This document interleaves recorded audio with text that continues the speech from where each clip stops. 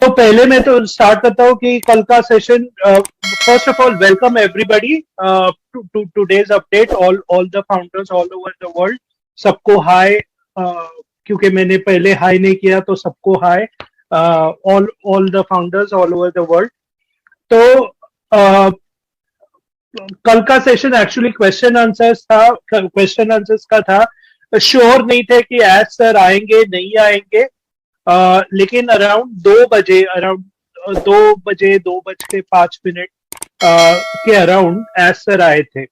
और तभी हमारा एक एक सवाल चल रहा था, यानी क्वेश्चन चल रहा था, और मैं वो क्वेश्चन से चालू करूंगा क्योंकि हमें हमारी थिंकिंग को चेंज करना है।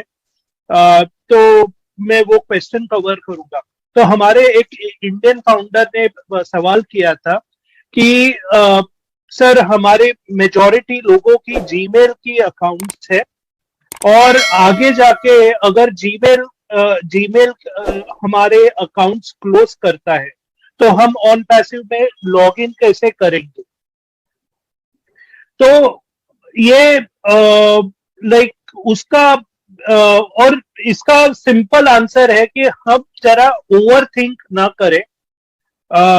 Moral of the story, over think ना करें। हमें इंडियंस को बहुत आदत है कि हम जरा एडवांस का सोचते हैं, और मे बी एडवांस का सोचते ही हमें ही तकलीफ होती है।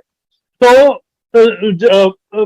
एज सर ने भी बोला कि एंजॉय द प्रोसेस, एंजॉय कीजिए, कि आपके जो ज्यादा से ज्यादा वरीज है वो प्रिजम्पशन पे रहती है, यानी ये होगा तो क्या होगा, ये होगा तो क्या होगा।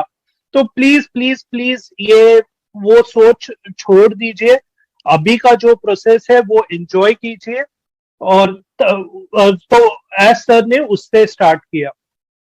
तो एज सर ने बोला था कि इट्स नॉट अबाउट विनिंग और लूजिंग, यानी कभी आप जीतते हैं, कभी आप हारते हैं, कभी एक दिन आप आगे रहते हैं, कभी पीछे, एक दिन पीछे रहते हैं। मेन थिंग क्या है कि आप थोड़ा थोड़ा थोड़ा थोड़ा थोड़ा आगे जाते हैं, प्रोग्रेस करते हैं, वो इम्पोर्टेंट है। तो ऑन पैसिव में ऐसे ही है कि हमारा जो प्रोसेस हुआ था, कभी उन्होंने बोला कि कभी पीछे स्टेप्स लेना पड़ा, कभी आगे स्टेप्स लेना पड़ा, लेकिन ओवरऑल आउटकम था कि हम आगे बढ़ रहे हैं, और वैसे ही होना चाहिए। तो एंजॉय द प्रोसेस, ये उनका स्टेटमेंट था। नेक्स्ट है कि पेंडिंग, सॉरी, पोजीशंस जो है, तो उन्होंने फिर से क्लैरिफाई किया कि ये आप जो पोजीशंस है वो बेच नहीं सकते। It is not for sale. अगर अगर एक पोजीशन में किसी को प्रॉब्लम आ रहा है तो कस्टमर सक्सेस डिपार्टमेंट है वो सॉल्व करने के लिए। अभी कस्टमर सक्सेस का टॉपिक निकला है तो डेफिनेटली मैं वो भी कवर करूंगा। तो वो कवर करता हूं। नेक्स्ट उन्होंने बोला कि हमारे जो को फाउंडर्स में एक सेकेंडरी अकाउंट और या कॉन्टैक्ट पर्सन भी आएगा। अभी नहीं है लेकिन डेफिनेटली आएगा। तो वो एक अपडेट आएगा हमारे ओ फाउंडर्स में या ऑन पैसिव में, एक सेकेंडरी फाउंडर, यानी ये जो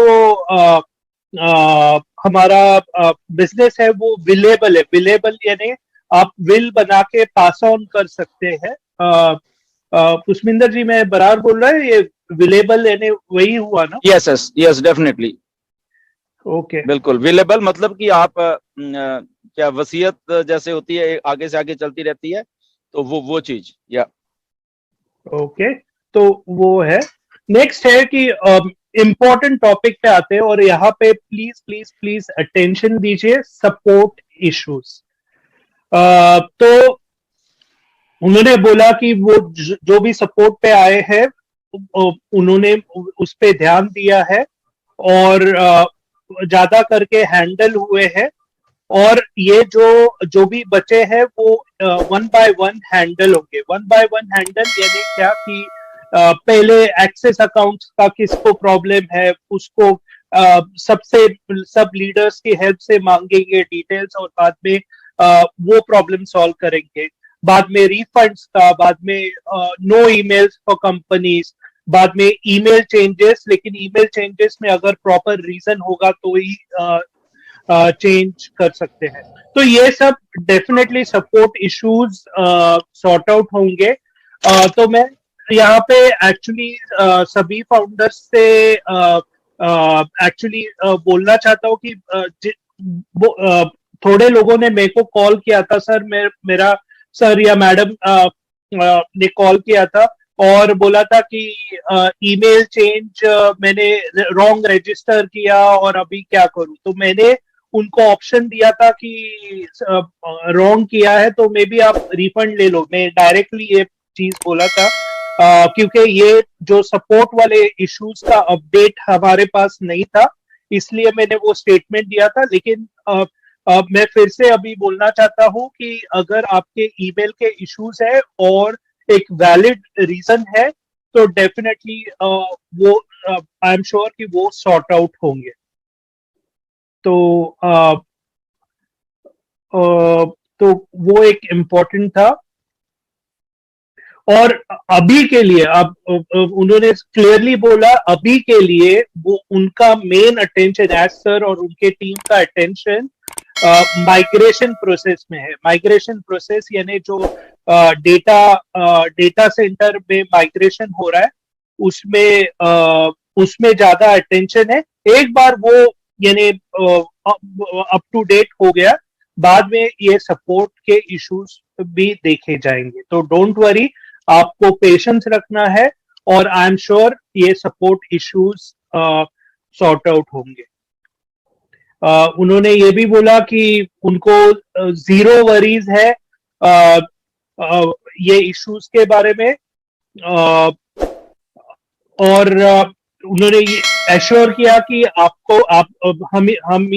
हमें सभी फाउंडर्स को बेस्ट कस्टमर सक्सेस डिपार्टमेंट दिखेगा। तो डोंट वरी कि नई वेबसाइट आ चुकी है। उन्होंने बोला नई वेबसाइट आ चुकी है एज प्रॉमिस, और अभी वो फोकस करेंगे, नेक्स्ट टाइम वो फोकस करेंगे कंटेंट और वीडियो के बारे में।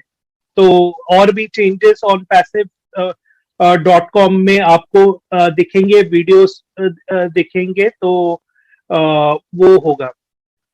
मैंने एक्चुअली क्वेश्चन किया था कि सर को क्वेश्चन किया था कि जुलाई 4 को आपने बोला था कि फायरवर्क्स होंगे, तो एग्जैक्टली क्या है? तो जुलाई 4 आई थिंक मंडे है, तो उन्होंने बोला एटलीस्ट मेरे को आंसर किया कि जुलाई 4 को सिर्फ हमारी एक नई वेबसाइट आने वाली है। तो आई वाज एक्सपेक्टिंग कि मे बी कुछ इवेंट होगा या ऐसा मैं एक्सपेक्ट कर रहा था आंसर, लेकिन उन्होंने सिर्फ बोला कि हमारी वेबसाइट आने वाली है उस दिन पे। तो मैं शेयर कर रहा हूँ वही। और जुलाई में 2 इवेंट्स है, एक रेड का इवेंट है यूके में और एक इवेंट जर्मनी में एनजे का है। तो उस पे आई थिंक एज सर रहेंगे, तो वो चेकआउट कीजिए। देन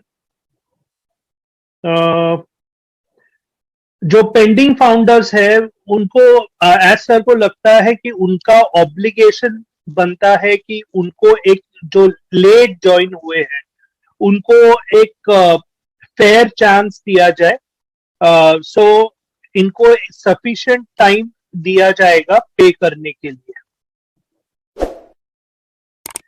ओके, नेक्स्ट फेज, जैसे कि आपको पता है कि हमारा लाइक ये फर्स्ट फेज खत्म हुआ है और अभी हम सेकंड फेज में जा रहे हैं। तो फर्स्ट फेज में फाउंडर पोजीशंस था।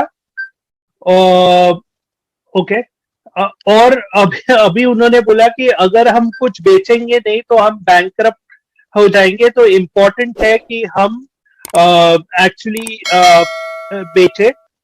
यानी जोकिंगली बोला, एकदम रियल सेंस में मत लेना।